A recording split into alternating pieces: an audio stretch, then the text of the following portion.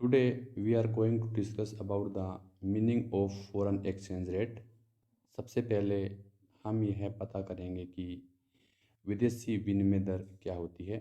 The rate at which currency of one country can be exchanged for the currency of the other country is called the rate of foreign exchange. In simple words, we can say that the price of one currency in terms of other currency is known as foreign exchange rate. If 50 rupees are to be paid to buy 1 US dollar, then the exchange rate is 1 US dollar is equal to 50 rupees. हमारे देश की जो मुद्रा होती है उसको जब हम किसी और देश की मुद्रा के साथ कंपैरिजन करते हैं, जिस दर पे उसका हम आपस में लेन देन करेंगे वह फॉरेन एक्सचेंज रेट कहलाता है. मान लीजिएगा $1 खरीदने के लिए हमें 50 रुपये खर्च करने पड़ते हैं. ये जो 50 रुपीज़ है ये हमारी डोमेस्टिक करेंसी है, इंडियन डोमेस्टिक करेंसी है. और डॉलर है ये एक फ़ॉरेन करेंसी है, एक विदेशी मुद्रा है. जब हम हमारी घरेलू मुद्रा को विदेशी मुद्रा के साथ इसका एक्सचेंज करेंगे तो जिस दर पे जिस रेट पे हम इसका एक्सचेंज करेंगे वो फॉरेन एक्सचेंज रेट कहलाता है. मान लीजिए 50 रुपये के बदले में हमें $1 मिलता है तो we can say that $1 is equal to 50 rupees. It is also called external value of the domestic currency. Foreign exchange rate का दूसरा नाम है external value of domestic currency. जो हमारी डोमेस्टिक करेंसी है तो यहाँ पे हमारी डोमेस्टिक करेंसी क्या होगी, इंडियन रुपीज़. उसकी जो एक्सटर्नल वैल्यू है, उसका जो बाहरी मूल्य है, उसको हम फॉरेन एक्सचेंज रेट कहते हैं. सिस्टम और टाइप्स ऑफ एक्सचेंज रेट. ये जो एक्सचेंज रेट होता है, जिस रेट के ऊपर हम हमारी मुद्रा का लेन देन करते हैं दूसरे देशों के साथ, क्योंकि देखिएगा जब हमें इंटरनेशनल ट्रेड करना है, एक्सपोर्ट करना है या इंपोर्ट करना है तो उसके लिए हमें फॉरेन एक्सचेंज रेट को डिटरमाइन करना पड़ता है. फॉरेन एक्सचेंज रेट के आधार पर ही एक्सपोर्ट और इंपोर्ट संभव होते हैं. अब ये जो सिस्टम होता है ये दो प्रकार का होता है. फर्स्ट है फिक्स्ड एक्सचेंज रेट, सेकंड है फ्लेक्सिबल एक्सचेंज रेट. इन्हीं दो एक्सचेंज रेट के आधार पर इंटरनेशनल मार्केट के अंदर फॉरेन एक्सचेंज रेट डिटरमाइन किया जाता है. कौन कौन से दो रेट हैं, fixed exchange rate and flexible exchange rate. First we are going to discuss about the fixed exchange rate. ये फिक्स्ड एक्सचेंज रेट क्या होता है, इसको हम बोलते हैं स्थिर विनिमय दर. स्थिर विनिमय दर मीन्स ये जो एक्सचेंज रेट है ये फिक्स रहता है, इसके अंदर अप्स एंड डाउन्स नहीं होते. It is the rate at which is officially fixed by the government और financial authority of the country. सबसे पहले हमें इस बात का ध्यान रखना है कि फिक्स्ड एक्सचेंज रेट को देश की गवर्नमेंट या और कोई भी वित्तीय अथॉरिटी है देश की, वो इसको डिटरमाइन करती है, फिक्स करती है. द गवर्नमेंट में set it at a level higher और lower than the equilibrium exchange rate is determined by the market forces और सप्लाई एंड डिमांड. देखिएगा सबसे पहले जो एक्सचेंज रेट होता है वो दो मार्केट फोर्सेस होती है, supply and demand. Foreign exchange की जो सप्लाई है, फॉरेन एक्सचेंज की जो डिमांड है, उसके अकॉर्डिंग इकोनॉमी के अंदर एक्सचेंज रेट डिटरमाइन होगा. तो उसको हम क्या बोलते हैं, equilibrium exchange rate. Equilibrium exchange rate वो रेट होता है जिसके ऊपर किसी भी फॉरेन करेंसी की डिमांड और सप्लाई एक दूसरे के बराबर होती हैं. तो मार्केट फोर्सेस दो होती है हमारी, कौन कौन सी होती है, supply of exchange rate and demand of exchange rate. ये जहाँ पर भी सप्लाई और डिमांड एक दूसरे के इक्वल होगी उसको हम बोलते हैं इक्विलिब्रियम एक्सचेंज रेट. क्या बोलते हैं, इक्विलिब्रियम एक्सचेंज रेट. और ये जो फिक्स्ड एक्सचेंज रेट होता है इसको हमारी गवर्नमेंट इस इक्विलिब्रियम एक्सचेंज रेट से अबो या हायर भी फिक्स कर सकती है और इससे लोअर भी फिक्स कर सकती है. उसको देखना होता है कि उसका मेन पर्पज़ क्या है, इन्फ्लेशन को कंट्रोल करना है या डिफ्लेशन को कंट्रोल करना है. इसको ध्यान में रखते हुए या उसे एक्सपोर्ट बढ़ाना है या इंपोर्ट बढ़ाना है या घटाना है, उसके अकॉर्डिंग वो फिक्स्ड एक्सचेंज रेट की सहायता से इकोनॉमी के अंदर कंट्रोल करती है। ए typical kind of this system was used under gold standard system. ये जो फिक्स्ड एक्सचेंज रेट होता है इसको गवर्नमेंट गोल्ड स्टैंडर्ड सिस्टम के अंतर्गत फिक्स करती है। किसके अंतर्गत? गोल्ड स्टैंडर्ड सिस्टम क्या होती है? सबसे पहले डोमेस्टिक करेंसी की वैल्यू को गोल्ड के अंदर मेजर किया जाता है और फिर उसके अकॉर्डिंग जो हमारी डोमेस्टिक करेंसी है उसकी वैल्यू को फॉरेन करेंसी के साथ कंपेयर किया जाता है। When value of each currency was defined in term of gold and therefore exchange rate was fixed according to gold value of currencies that had to be exchanged. This was called as mint par value of exchange. जब हम हमारी domestic currency को gold के अंदर major करते हैं तो उसको हम क्या बोलते हैं? Mint par value of exchange को क्या बोलते हैं? Mint par value of exchange भी हम कहते हैं।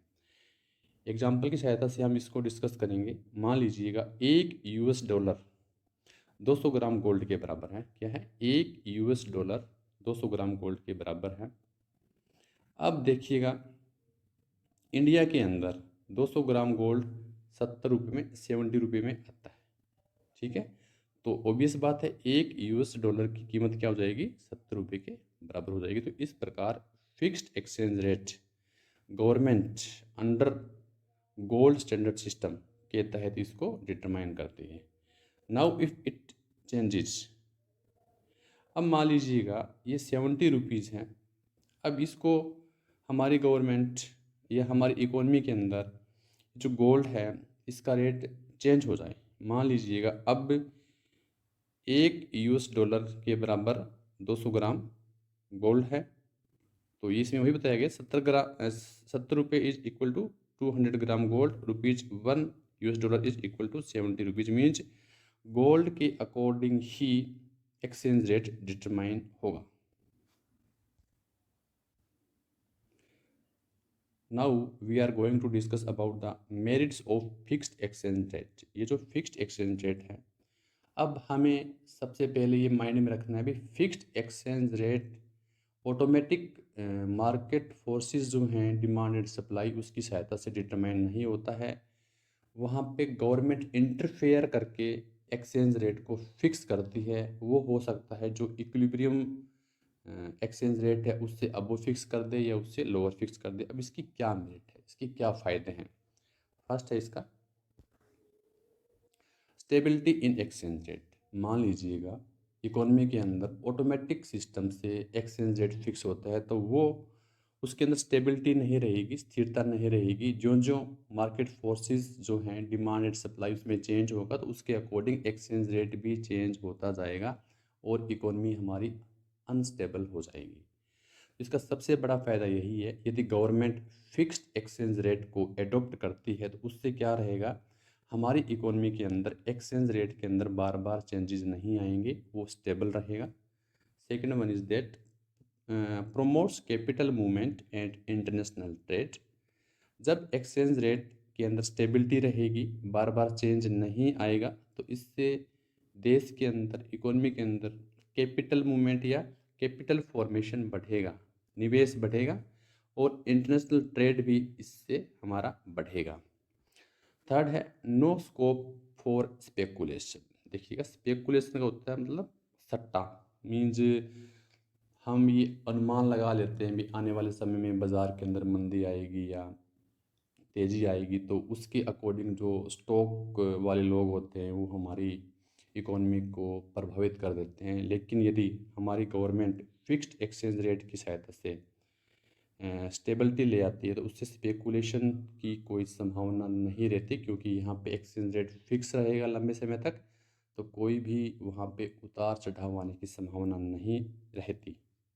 फोर्थ है it forces the government to keep inflation in control.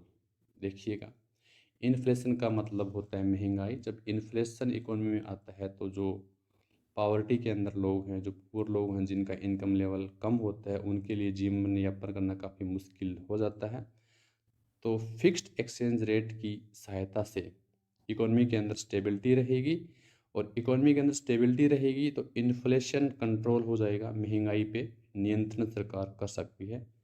और फिफ्थ है attract foreign capital. Foreign capital का मतलब होता है विदेशी निवेश को अट्रैक्ट करती है, जो विदेशी मल्टीनेशनल्स कंपनियाँ होती है वो उसी इकोनॉमी के अंदर इन्वेस्टमेंट करना चाहेगी जिस इकोनॉमी के अंदर जो फॉरेन एक्सचेंज रेट है वो स्टेबल है, तो वहीं पे वो अपना पैसा निवेश करेगी। तो यदि गवर्नमेंट फिक्स्ड एक्सचेंज रेट को एडॉप्ट करके इकोनॉमी के अंदर स्टेबिलिटी लाती है तो जो फॉरेन इन्वेस्टर हैं वो हमारी इकोनॉमी के अंदर इन्वेस्ट करने के लिए अट्रैक्ट होंगे और फॉरेन कैपिटल बढ़ेगा देश के अंदर। Now we are going to discuss about the demerits of fixed exchange rate. देखिएगा, फिक्स्ड एक्सचेंज रेट के हमने पहले पढ़े मेरिट, काफ़ी इसके अच्छे अच्छे फ़ायदे हैं, लेकिन अब इसके कुछ डिमेरिट्स भी हैं, इसके क्या नुकसान हो सकते हैं। Need to hold foreign exchange reserve, इसके लिए देखिएगा विदेशी मुद्रा का भंडार हमारी सरकार को रिजर्व के रूप में रखना पड़ेगा यदि उसको फिक्स्ड एक्सचेंज रेट को इम्प्लीमेंट करना है इकोनॉमी के अंदर। यदि हमारी सरकार के पास फॉरेन एक्सचेंज रिजर्व्स ही नहीं होंगे तो वो फिक्स्ड एक्सचेंज रेट को इम्प्लीमेंट नहीं कर पाएगी। तो सबसे बड़ी समस्या इसकी यही है, गवर्नमेंट को जो फॉरेन एक्सचेंज है उसका रिजर्व रखना पड़ेगा। फॉरेन एक्सचेंज का मतलब होता है विदेशी मुद्रा, जो जैसे डॉलर है, यूएस डॉलर है, यूरो है, इस प्रकार की जो फॉरेन एक्सचेंज है उसको रिजर्व के अंदर उसको रखना पड़ेगा, तभी वो फिक्स्ड एक्सचेंज रेट को इम्प्लीमेंट कर सकती है। सेकंड है no automatic adjustment in the balance of payment. जो बीओपी होता है, बैलेंस ऑफ पेमेंट होता है, उसके अंदर ऑटोमेटिक एडजस्टमेंट नहीं होगा। हर बार हर टाइम गवर्नमेंट को या और जो भी फाइनेंशियल अथॉरिटी है उसको इंटरफेयर करना पड़ेगा बैलेंस ऑफ पेमेंट के अंदर यदि उसको एडजस्टमेंट करना है। तो ऑटोमेटिक मार्केट फोर्सेस की सहायता से कुछ भी संभव नहीं होगा। मीन्स यहाँ पे गवर्नमेंट का काम बढ़ जाएगा, उसकी रिस्पॉन्सिबिलिटी बढ़ जाएगी। नंबर थर्ड है it may result in under valuation और ओवर वैल्यूएशन ऑफ करेंसी। इससे क्या होगा, हमारी जो करेंसी है उसका अंडर वैल्यूएशन भी हो सकता है, मीन्स उसका जो वैल्यू है वो घट भी सकती है, और उसकी ओवर वैल्यूएशंस मीन्स उसकी वैल्यू डोमेस्टिक करेंसी की बढ़ भी सकती है। ये इसके परिणाम हो सकते हैं। और आपको पता ही है जब करेंसी का अंडर वैल्यूएशन और ओवर वैल्यूएशन होता है तो उससे जो हमारा इंटरनेशनल ट्रेड है उसके अंदर एक्सपोर्ट और इम्पोर्ट पर भी प्रभाव पड़ता है। नंबर फोर्थ है it discourages the objective of having free market. देखिएगा, यदि इकोनॉमी का मेन ऑब्जेक्टिव है भी हमें फ्री मार्केट्स को बढ़ावा देना है तो वो जो ऑब्जेक्टिव है वो डिस्करेज हो जाएगा, क्योंकि यहाँ फ्री मार्केट जैसा कुछ भी नहीं है, ऑटोमेटिक फोर्सेस काम नहीं करती है, गवर्नमेंट इंटरफेयर करके या फाइनेंशियल जो अथॉरिटी है वो इंटरफेयर करके फॉरेन एक्सचेंज को कंट्रोल करती है। तो फ्री मार्केट का जो कॉन्सेप्ट है वो डिस्करेज यहाँ पे हो सकता है। तो ये इसकी डिसमेरिट है।